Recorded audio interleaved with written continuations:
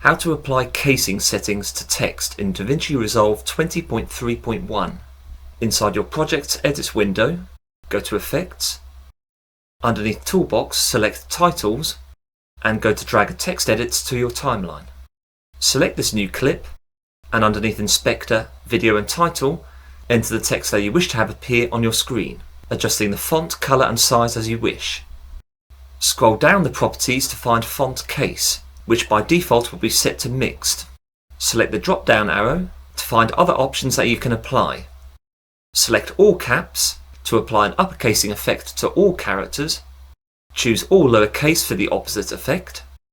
Select Small Caps to capitalise only the letters that are in lowercase font size, bearing in mind that any letter originally typed as a capital will remain in its original state and will not be made smaller. Finally, choose Title Caps to have the initial character capitalised. Thank you very much for watching. I hope that video was useful to you. If you enjoyed the content and wish to be notified about future uploads on this channel, please like, share and subscribe. Join me soon for another video. Take care.